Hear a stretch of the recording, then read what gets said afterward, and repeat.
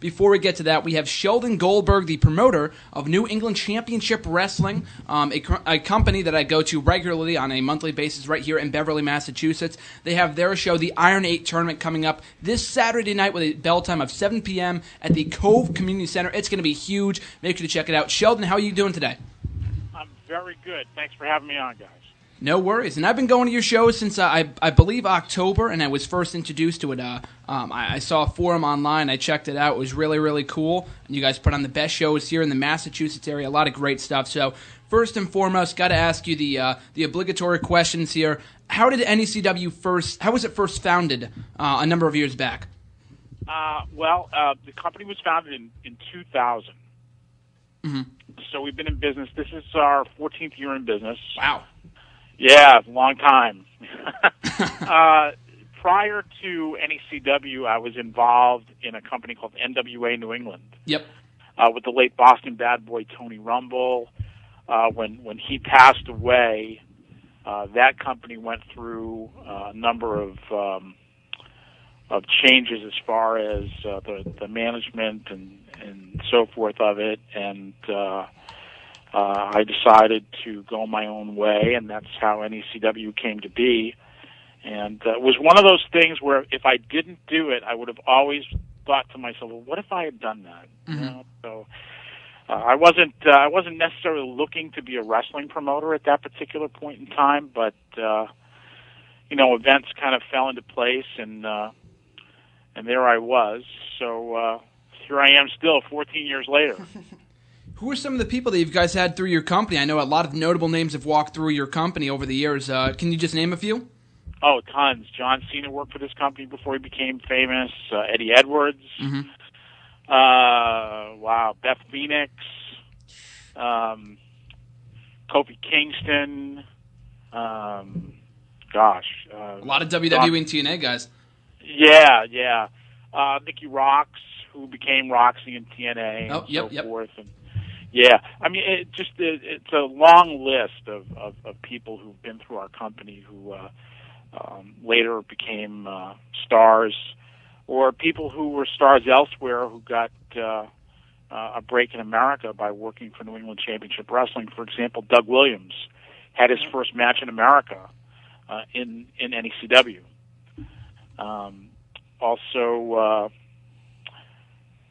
I don't know that it was actually his first match in America, but one of the first.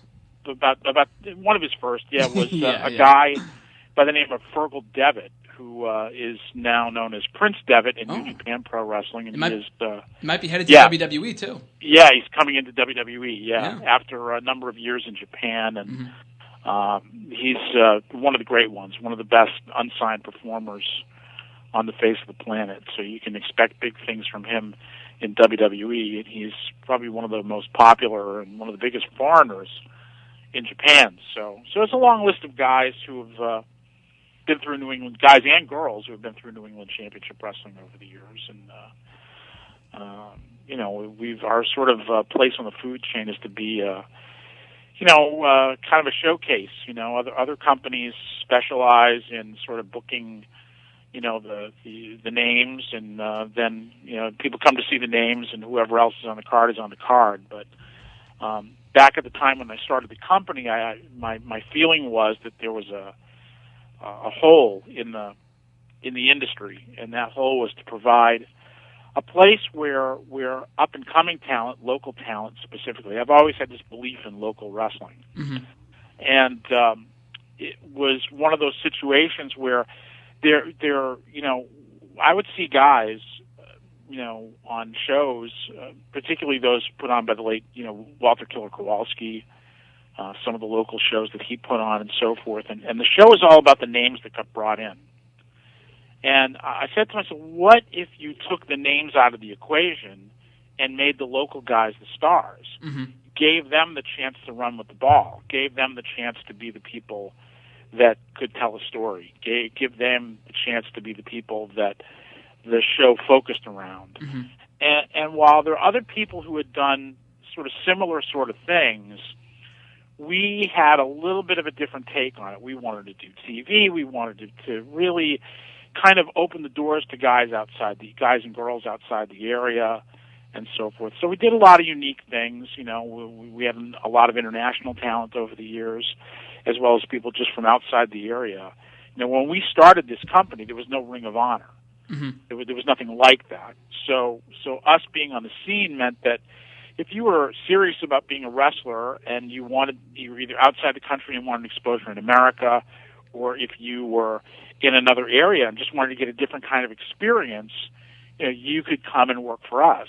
Mm-hmm. And, you know, we had kind of an open door sort of a thing. If you were somebody good and, you know, you were looking for a place to showcase your skills, I always thought it was good for the local guys to work with people from outside the area, because if you were going to travel outside the area for one reason or another, and in many cases it was sort of a lifestyle thing, you know, guys have jobs, they had families and so forth, but it shouldn't have meant that they didn't have anything to offer as a wrestler, you know. So that was sort of the running themes behind New England Championship Wrestling over all these years, and you know, very proud of the body of work that we have put out over that period of time. So. In just recent years, you guys were exposed to a whole new audience over in a TV deal, landing a TV deal with Cozy TV on Channel 62 here in the Boston area. You can watch it at 12:30 a.m. on Thursday nights or Friday mornings. And as well as your YouTube channel, over on YouTube, you guys scored a number of hits, a milestone number of hits, over 3 million. Is that correct, in 2013? That's right. Yep, that's correct. So landing that TV deal in recent years, as well as the YouTube thing, you guys have been exposed to a whole new audience. How did that really come about? Well, it wasn't our first experience with television. In 2010, we did a year of television on Comcast On Demand here locally. Okay.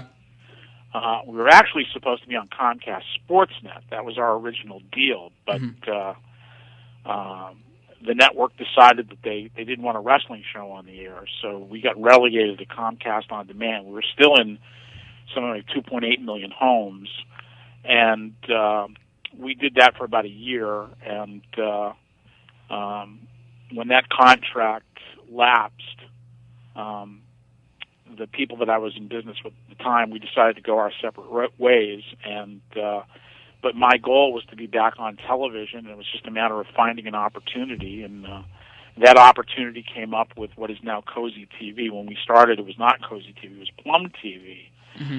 And you know, it was one of those stations in the market that, you know, it's a small independent station. It's not really what you would call a force in the marketplace, but you know, it was an outlet and a broadcast outlet. And whereas we had been on Comcast On Demand before, which it was great, and we were in a lot of homes. The problem is that if you weren't a Comcast subscriber, you couldn't get it. If you had a dish, you didn't get it. If you had, you know, Verizon, Fios, if you had DirecTV, whatever, you didn't get it. So being on broadcast meant that you have 100% penetration in the market. So while it wasn't on demand, you know, we figured that we could cover that by just posting the shows on YouTube, and people can watch them whenever they like. But you know, even prior to that, you know, we were the first company to do an original weekly, you know, online series, and back in 2004, before there was a YouTube, before there was, you know, Facebook, and before there was social media per se, we were doing a weekly online TV show. You know, on your website? On our website, yeah. We actually, initially we hosted it ourselves, which was a little bit difficult because we kept crashing servers. Oh, wow. Yeah, and then we finally, you know, as the world of online streaming developed, that became less of an issue. But we were really pioneers of that. And when we first started in 2004, we got a ton of publicity, and a lot of other people imitated what we were doing. So if you see a lot of these online shows that different wrestling companies put out around the country and around the world, we were the first ones to do that. So, you know, that's something that is a part of our legacy as well. So. And even a decade later, you guys are still making history, like I said before, reaching that milestone 3 million hits over on YouTube in the year 2013, putting on that weekly show. Basically, well, you take your events and you split them up into different segments lasting about a half an hour long onto posting them on YouTube as well as airing them on Cozy TV every week. So right, the same show that airs on broadcast TV airs on YouTube. Yeah, yeah. Exactly the same show, commercials and all. Exactly. And anyone outside of the Beverly area that can attend the shows or has to miss a show for one reason or another can check them out on YouTube every single week, so that's always a benefit as well. But, of course, This Saturday night, we were talking a little about this before the show, but you have one of your premier events of the year, the Iron 8 tournament, the first time it's coming back to NECW since 2010. So after a 4-year hiatus, it is coming back to NECW this Saturday night. Talk a little bit about the background of the Iron 8 tournament. I'm really interested in the fact that, before you even get talking, I just want to explain the rules of the Iron 8. First of all, I think, correct me if I'm wrong here, but you have a series of matches. It's an 8-man tournament. And then the winners of those 4 matches will advance to the main event, a 45-minute Iron Man match. And the winner of that matchup will be crowned the Iron Man of 2014. So I just want to get your insight on that. How did that really come about, and how it really makes you guys unique as a company? Well, as an independent company, we were looking for things to do that made us unique and made us special.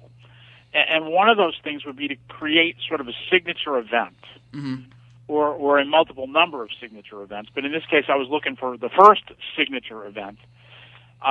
We have an anniversary show every year, which is kind of obvious. There's nothing really unique or special about an anniversary show other than it's an anniversary. Yeah, yeah. But back in 2003, on our 3rd anniversary, Kevin Kelly, the same Kevin Kelly who is now with Ring of Honor and who was a WWE announcer back in the day, Kevin at the time was helping to book New England Championship Wrestling. And he had come up with a main event for our 3rd anniversary, which was a 4-way, 45-minute Iron Man match for the NECW Heavyweight Championship. Yep. And the match was so unique and was such a success athletically and artistically as a match that, giving it some thought, it sort of rang in my head that there was the kernel of an idea there that our signature event could be something like this, but that Iron Man match be the culmination of an earlier competition to get into that Iron Man match. When we first did the Iron 8, which was in 2005, it was a 2-night event. And I quickly learned, it took me 2 years, but quickly learned that was not a very good idea, that people would just wait until the second night to see who was going to be in the final and see who was going to win the thing. Yep. So in 2006, we made it a 1-night event. And that's when it really gelled and really became the event that it had the promise to be. So, and it's a pretty unique event. Just 8 guys, competing in a round of singles matches, and then the winners go on to face each other in a 4-way, 45-minute Iron Man match. And this year, it's actually there's a little bit of a twist. Our champion, the NECW heavyweight champion, Slick Wagner Brown, is down with an injury. He has a knee injury that is going to require surgery.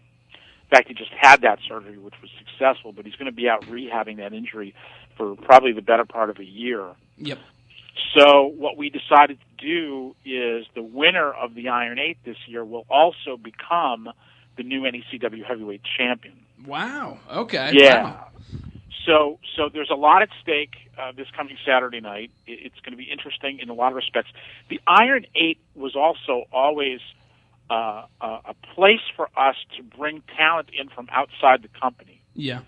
To sort of see how the NECW guys compete against guys who are outside the company. It's a chance for our fans to see people that they don't normally get to see. I also thought, in the early days of NECW, it was quite an open door.